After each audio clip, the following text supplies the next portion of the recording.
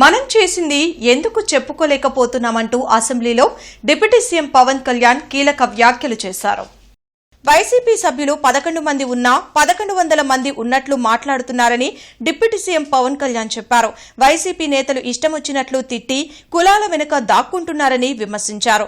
కూటమి పార్టీలు ఏకాభిప్రాయంతో ఉండాలన్న పవన్ కళ్యాణ్ 15 ఏళ్ల పాటు రాష్ట్రం కోసం పాటుపడదామని అన్నారు.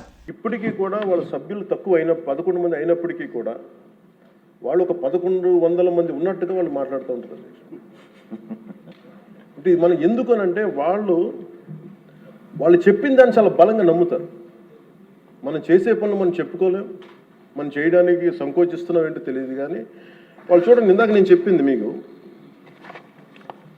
when we are irresponsible, our NDA alliance is so responsible, reliable and reasonable government, while they are irrational, irresponsible and abusive group.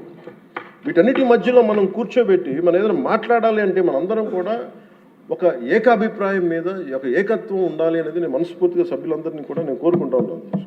అంటే వాళ్ళు చూడండి, ఆర్టికల్ 21 కాన్స్టిట్యూషన్ ఆఫ్ ఇండియాలో protection of life and personal liberty మాట్లాడితే maybe వాళ్ళు ఏమనుకున్నారంటే endangering others life, violating their liberty must be fundamental right అనుకుంటున్నారు వాళ్ళు. ఇది మనం కరెక్ట్ చేయాలి.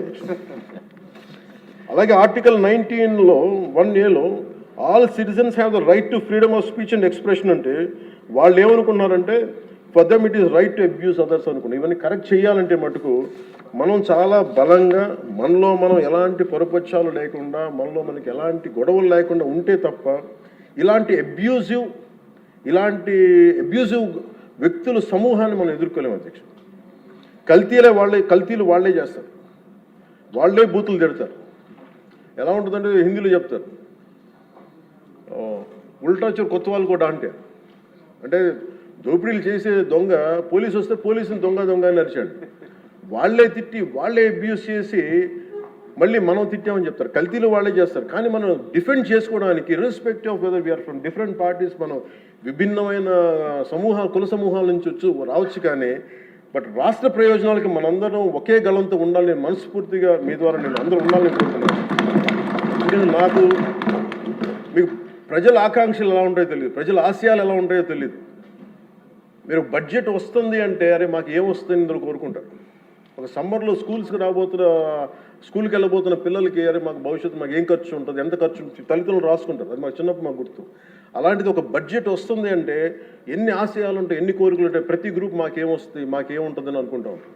ఇది మేమందరం ఈ రోజున బడ్జెట్లో అందరికీ ఎంత తృప్తిగా ఉంటుందో నాకు తెలియదు. కానీ one commitment to people I can say, ఒక 15 ఏళ్ళు మేము ఈ రాష్ట్రం కోసం ఈ అలయన్స్ ద్వారా మేము పాటుపడతాం. దానికి మేము చిత్తశుద్ధిగా త్రికరణ శుద్ధిగా అద్భుతంగా ఉండాలి రాష్ట్రం మనస్ఫూర్తిగా నేను కోరుకున్నాను అధ్యక్ష. ఒక్కటి మనం తెలియచేయాల్సింది ఏంటంటే,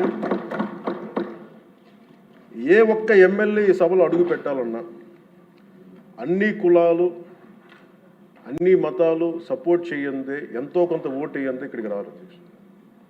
కానీ ఈ మధ్యన పరిస్థితులు ఎలా ఉన్నాయంటే, బయట ప్రత్యేకించి వీళ్ళు చేస్తున్నది, వాళ్ళు ఎలా మాట్లాడుతున్నారంటే ఇష్టం వచ్చినట్టుగా తిట్టేసి కులాలు వెనక దాక్కున్నారు అధ్యక్ష. అది మటుకు ఎందుకంటే నేను ఒక భారత రాజ్యాంగం నేను నమ్ముతున్నాను పెట్టినప్పుడు I'm beyond cost, creed and religion. అది ప్రతి శాసనసభ్యుడి తాలూకు అది ఓత్ అధ్యక్ష. కానీ మనం తెలియజేయాల్సింది ఏంటంటే, కులాల వెనక దాక్కోవటం కుదరదు.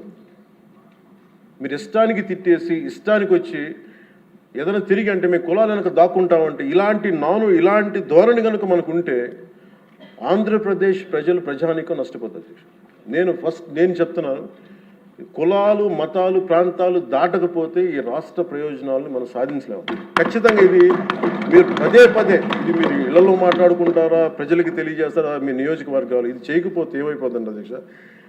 ఇందాక వారి గురించి చెప్పాను, వాళ్ళు విచ్ఛిన్నం చేయడానికి సిద్ధంగా ఉన్నారు. ఇప్పుడు మన ఐక్యత ఉండాలి అని సమాజం కోరుకుంటే వాళ్ళు విచ్ఛిన్నం చేయడానికి సిద్ధంగా. దీన్ని రిపీటెడ్గా కనుక మనం ప్రజల్లోకి తీసుకెళ్ళకపోతే మటుకు మనం ఎన్ని గొప్ప బడ్జెట్లు పెట్టి ఎంత సదాశయాలతో ఉన్నా కానీ quality of thought, quality of behaviour కనుక మనకు లేకపోతే ఇంత బడ్జెట్లు కూడా, ఇంత ఆశయాలతో ఉన్న బడ్జెట్లు కూడా నిష్ప్రయోజనం అయిపోతాయి. ఆ జాగ్రత్త మనం అందరం తీసుకోవాలి అధ్యక్ష. ఈరోజు మనం బడ్జెట్ గొప్పగా ఉంది అని ముందుకు తీసుకెళ్తున్నాం, కానీ మన బాధ్యత కూడా మనం నిర్వర్తించాలనేది నేను మనస్ఫూర్తిగా సభని కోరుకుంటూ